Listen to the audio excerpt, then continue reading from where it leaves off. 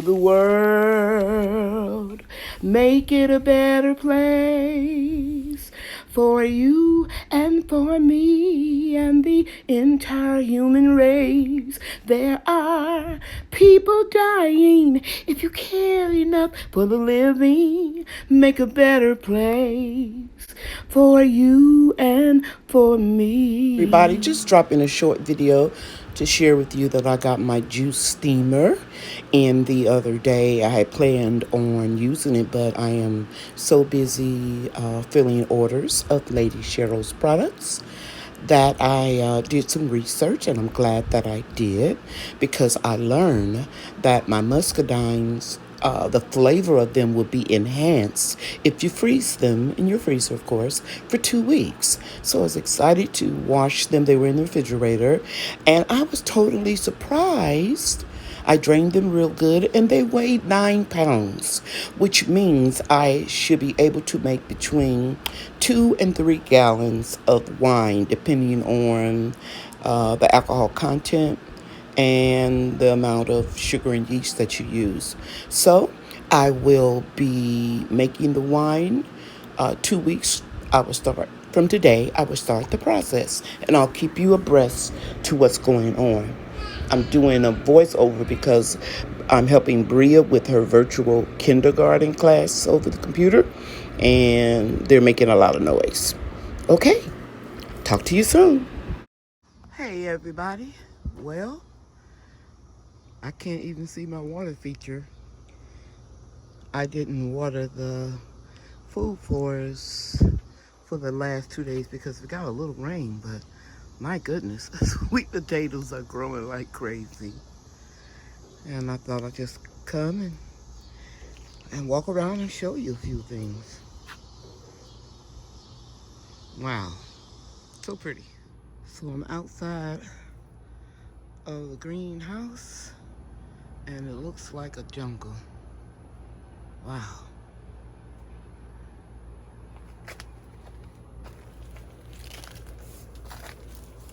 So I guess I'll harvest some okra while I'm out here.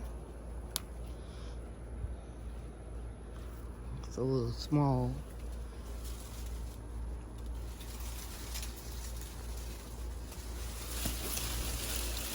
I didn't water the food forest because we got some rain, but I will in the morning.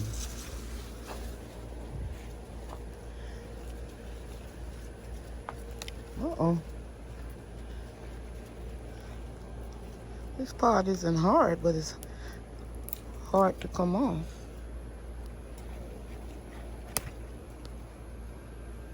Okay. The lemon and limes look real good.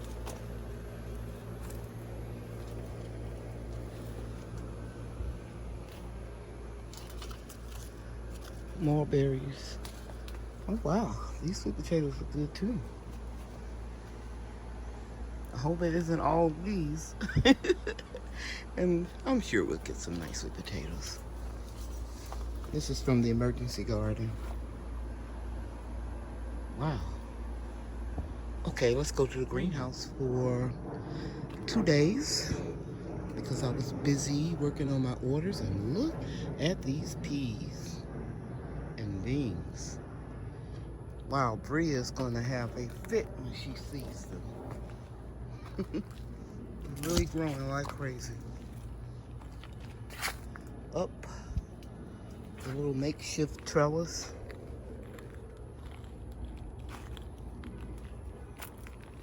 Everything is growing real nice.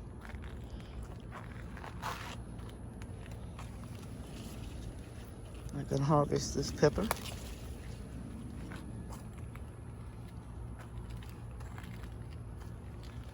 There are a lot of hot peppers, jalapeno peppers that I need to harvest. I'll do it in the morning. I'll take these few red ones.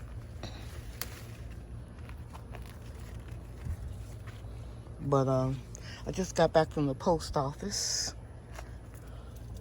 mailing the first Lady Cheryl's products. Wow. Some of these already. So I thought I'd just come out. We got a little rain last night. Not a whole lot. But we're supposed to. Wow, look at all of these, guys. All of these peppers. I was going to harvest them in the morning. I think I'll go ahead and harvest them now. Find something, put them in. I guess I'll put them in my shirt. They're turning red,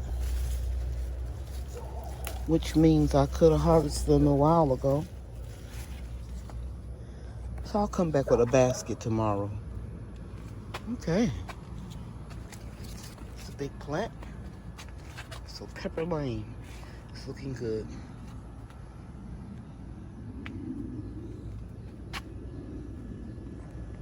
Now I'm back inside the house, inside of my grow room.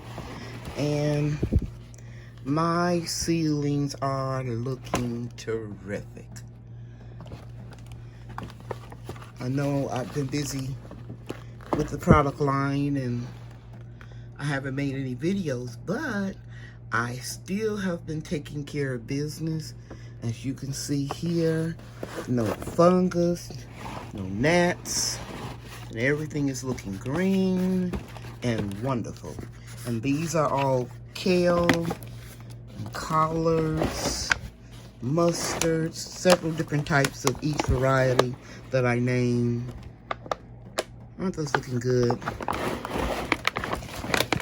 And you know what, guys? These are doing well just under inexpensive fluorescent lights. Let me just pick that up a little bit. Look at this. Turnips. Look at my tomato plants. I told you guys I was going to add a little bit more soil around them. And I'll probably pot them up in the morning. Everything is looking wonderful. In fact, let me stop for a second. In fact, the seedlings that are up under fluorescent lights are doing better than the ones that are under lights that cost a little bit more. The full spectrum lights. I'll take some of these down and let you see. They're doing well, but these are doing better. So I'm not going to ever try to start them outside again because you just never know what that Texas weather is going to do. But I did transplant some of them outside, and I put a little shade cloth on them. But this is a short video. I just want you to know that everything is going well in Cheryl's food forest and in my grow room. And tomorrow morning I'll pot up these tomatoes so that I can get those roots covered all the way up to about right there. Okay? All right. I'll be back in the morning. Okay, guys, I'm sitting outside. It's early Saturday morning. I'm a very busy lady, and I have a client under my in my salon under the hair dryer. And I've just watered the food forest, and now I'm gonna pot up some of these tomato plants. See right there? And right here.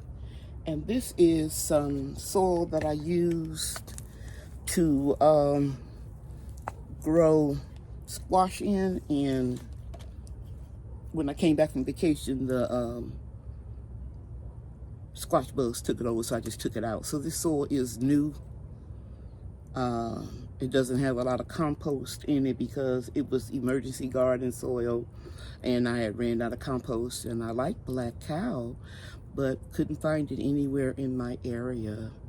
So I'm going to take some containers that I use. I wash them out when I get finished with them. I just save them, and I'm going to scoop up some of the soil and put it in the bottom of here. And then I'm going to take my plant out, and you can see in this transparent cup, can you see that? The roots are coming out the bottom. So it's time to pot them up. So I didn't water them because I wanted to keep them as intact as I could, and I lost a few roots, but that's okay. One thing about tomato plants, they will continue to grow fibrous roots, even if you break some of them off. So I want to bury that kind of deep, because I won't put it in another container. I won't pot up it anymore until I plant them in the permanent spot that they're going to be until they produce. I'm going to leave just a little soil around the top, so as this plant grows up here, let me point it this way, toward the stem, this is going to go higher, and I'll be able to add more soil in this pot. But this is nice. And I don't even have to water this because I pre-watered the potting mix so it can settle down some. So now I'm going to get another container, and I'm going to take you guys along my journey, because I plant my tomato seedlings on their sides when I put them in the ground, or in a raised bed, or in a container. So I got to keep this brandy wine cup right here so I know to put a label on that this is brandy wine. And this one is a mortgage lifter. And so we're going to take it out the pot, coax it out a little bit. And these roots stayed intact, so I'm going to, oops, push that down. And the reason why I push it down is because you don't want any air pockets where water can come in. It looked like a seedling was growing in here, squash or something. And pat your soil down. And you see this one, I can, let me tilt it this way. This one I can bring the soil line up a little higher. So that's what I'll do. I'm gonna hold the stem in place. And at this age, they are real delicate. Now, some of you probably seen in some of my videos where I clone branches of tomatoes from the spring, because I harvest all of my tomatoes by the second week in June, because I know that it just stresses the tomatoes out to grow them in that type of heat. And if you're new to gardening, tomato plants don't produce any blooms, any flowers that turn into fruit once it gets between 85 and 90 degrees. And so since we have real hot temperatures down here, I don't even fool with it. Now I'm gonna show you something. Right here, I kept one plant alive, but it's in bad shape. It's so weak. I'm gonna go ahead and take this out. This is why I don't keep plants. I said I did this for demonstration purposes only, so I can show all the people that tell me, send me an email and say, Miss Cheryl, why don't you root some of your branches, which is called cloning, and keep them, you know, shaded. To me, it's not even worth the effort. Because once a plant is very stressed, it's not going to produce a lot of good fruit anyway. I prefer to start all over. Like I said, I have cloned some tomato plants, but in my opinion, they don't bear as well as the plants that you know, you start all over. Okay, so this is a mortgage lifter. I'll put that right there and put it right next to it. Okay, so now we're going to fill up another plant. Planter. Whoop, whoop, whoop, whoop, whoop. I'll edit that out. So now we're going to fill up another container. Now I'm doing an experiment. I got my mask on if I sound muffled because of allergies. This is mortgage lifter, and there are 2 plants in here, and I'm going to plant them, pop them up together. I'm going to put my fingers here and hold this, squeeze it out. And I think I'm going to slant this. Can you see all those roots? Yeah, you can see them. And then I'm going to try to get it in there while breaking those roots off. And like I said, it doesn't really matter because they're going to continue to produce roots all the way up the stem. This is 2 plants, And I'm going to experiment with this because I'm going to keep them together and see what happens. I'm going to grow them together in a real large pot. Maybe this pot right here that 17-gallon pot that I'm using the soil out of. Who knows? I can change my mind. That's the prerogative of a gardener. Sometimes we make plans and then we change our mind. And if you're new to gardening, you only need a container that holds at least 5 gallons of soil to successfully grow a tomato plant. This is a 17-gallon pot, so I really can put 3 tomato plants in here.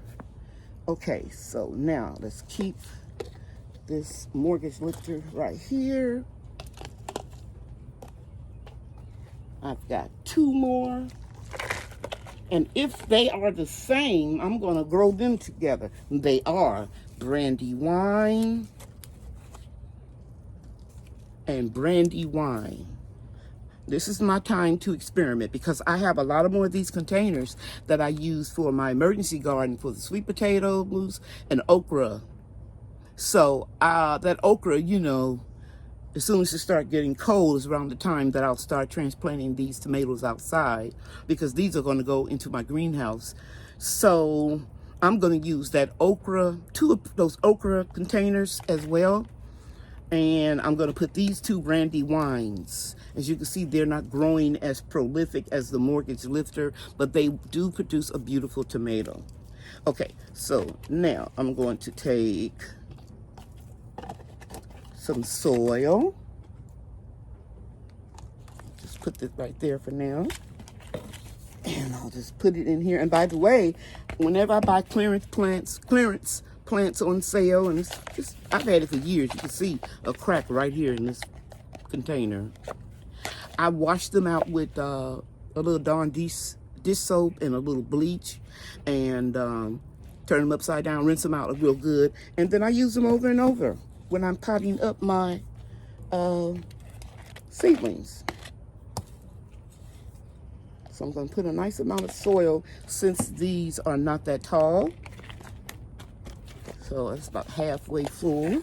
And then I'm going to gently coax this one out, putting my fingers like so, flipping it over, trying to keep the roots intact.